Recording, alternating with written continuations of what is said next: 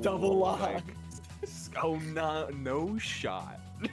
I guess it's not as uncommon in a game like this where it's only like 12 characters, but like still, It's so funny to see. I feel like with Lox being like the character of the month, you know, people coming around So being true. like, "Hey, this guy might be a problem," you know, Stango making his run, kind of silencing the haters a little bit. Stango at 4th, Gek at 9th. Like, this Loxodont fella might be pretty good. Might be a solid character, and he right away push whistle there down throw. I'm curious to see if like Musiq's like Baby Dash play style translates well, because I heard some people make the joke that Lox is like just fat Claren. Which, so I'm curious to see if like the same idea of like, you know, the bait and punish, you know, Baby Dash. I really want to see a Lox just like Baby Dash punish F tilt around the stage. I think that would look really funny. I hope so. And you know what? Loxodont jab, despite everything, like it is a frame 7 jab, so like, you know, it's not perfect. But it's big.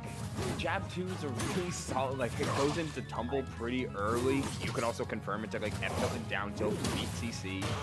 Oh, goodbye. Vanished. Yeah, I think there's a lot that I've watched play a few times that I actually got to get the game with. Does a really good job of using Lox jab. Is OKZZ. Oh yeah. Yeah, he is insane mixing up like just Baby Dash jab, like just running F tilts, like really pushing the meta, being like, hey, you know, surface level Lox jab maybe like but like if you're like mixing it in with like your approaches and like your flow, like it could be really scary, because that jab 2 pop up, like you were saying, is such a threat, crazy lethal for a Lox style mid to high percent follow ups.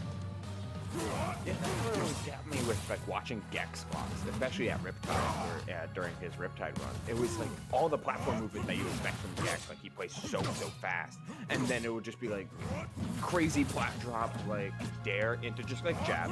But you're trying to whiff punish me, but no. And if you are not ready to play defensively when you're trying to whiff punish, then like jab 1-2 into up air into whatever, or into back air, because back air is such a prominent finisher, as we just see with Musiq, like close enough to stop it. I big agree with that. You know, like you were saying, it's not necessarily a fast or like very committal like run up like kind of option, but if you're using it as like a check on someone, like, yeah, you know, I'm gonna flat drop aerial here, but I know you're gonna dash in and try and punish that, so I know my jab's big enough to kind of catch you on the front foot with that, and from there I can kind of follow up with what I want. So yeah, I big agree. Like finding the right places to apply it, like it's a move that's like when it's good, it's great. Yeah, 100% agree.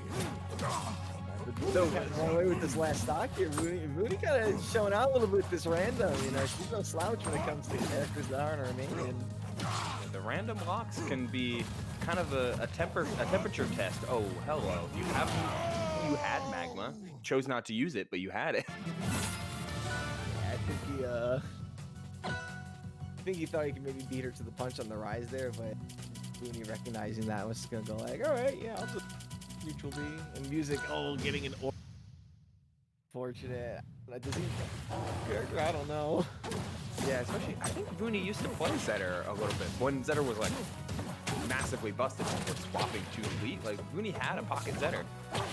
Yeah, I do think I recall him that she used to play Zetter. So this could be a little favorable for Vooni here, but I don't know, I feel like Arcane is, like you were saying earlier, one of the characters that's like, you just get a poor roll on the random and you don't know really what to do with them. It's like, ooh, it could be rough.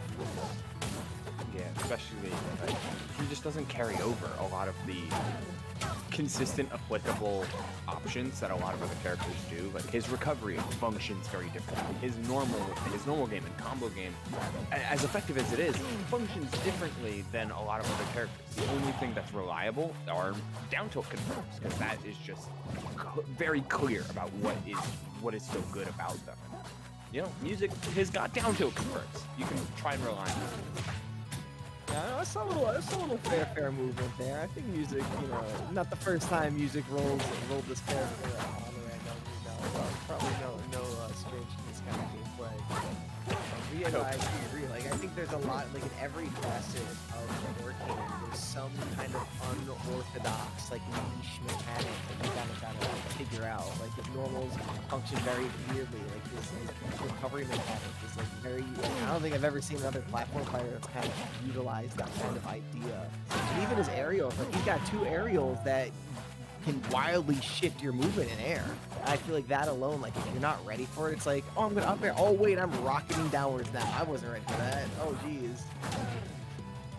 Yeah, he's got one for horizontal and for vertical. And if you ever commit to puddle movement, then it's just, it can be so beneficial, but it can be so detrimental at the same time. Vooni, on the other hand, like as much as the Zetter has been like, seemingly very sound, part of what makes Zetter such a really, at least in this version of the game, like such a good litmus test, is he is so flexible generically. A lot of players can like pick up and get at Zetterberg, but his counterplay functions the same way. Like it just works on every character in the game, and at so many wide percent ranges that Musiq may not have like everything about Arcane down pat to muscle memory, but he's got everything anti-Zetterburn down pat. Add in an SD, and you know maybe you've got something going here for number 2. Unfortunately, that down throw into up strong is going to bring us to a final stock. Tough SD, but game is evened up all the same. Yeah, I agree with you there. Where you kind of have like a very solid like counterplay game plan to somebody's character. As you kind of navigate, you know, playing something that you're not very used to in a situation like that, it's like, okay, I know the Zetter's gonna look for his shine falls. He's gonna look for those dash attacks. He's gonna look for those up strong. I know I have tools and tilts and like areas that can kind of stuff those things out. I know I have a nair that can kind of like counter the pressure he can be on shield. I can be right back. So it's like, oh, I'm gonna get the shorten. I think you're right there, just not understanding the character might do that. Shorten teleport into. Oh no, we're not trusting that random. I think somebody may have used the mulligan. Like I get my one. Yeah, everyone gets one. That's true. It's true. So I'm not, but I don't know who. Like what happened? I want to say it was Musiq because I think Musiq rolled flea. He might have just been like, I'm not playing 3 funky characters. Like, Yeah.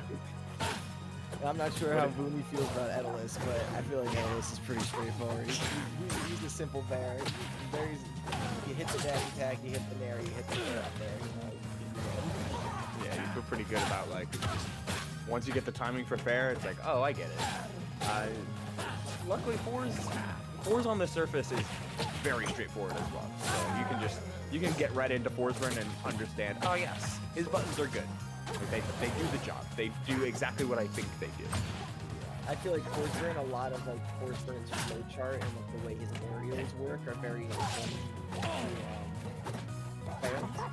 of similar game plan that she's looking for. She kind of uses her quick like tat aerials to kind of combo into her hard hitting tipper kill.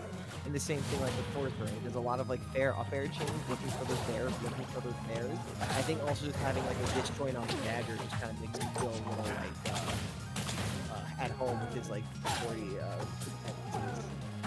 The spacing will be similar. The movement different, but the spacing and the general like game flow will be pretty similar. You don't have as much hit stun, of course, but you can still get some pretty potent extensions and still operate the same way. The only downside will be your recovery is a lot less flexible. Yeah, like, it seems like he's doing smoke recoveries though, so he may be no stranger to Forster. He seems very comfortable on the character right now. But yeah, I think it's just like both characters kind of have very, you know, a lot of similar approach and a lot of similar game plans that is used.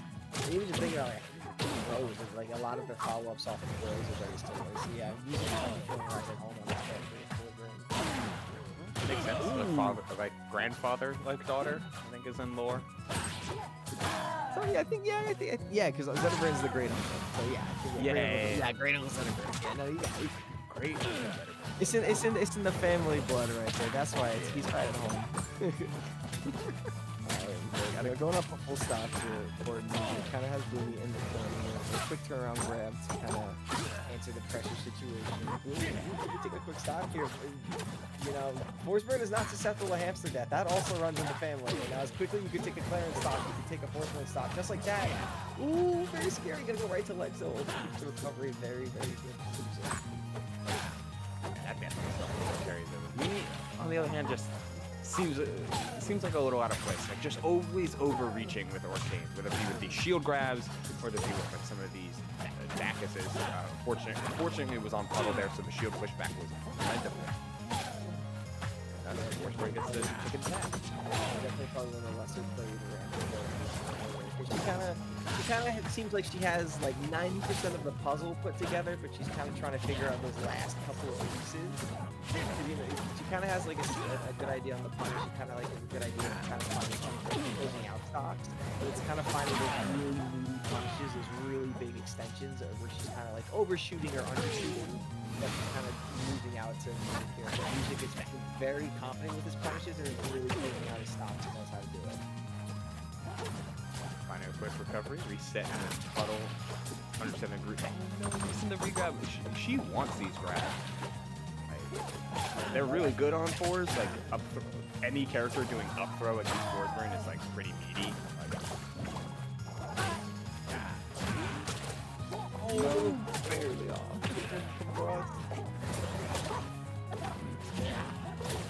Goes to the puddle. I'm surprised we didn't see Bubble spawn there to give herself some extra time to react. Oh no. Oh, the bat. The second bear. Yeah, bear confirms. Yeah. Oh my god. After bear one connects, it puts you in base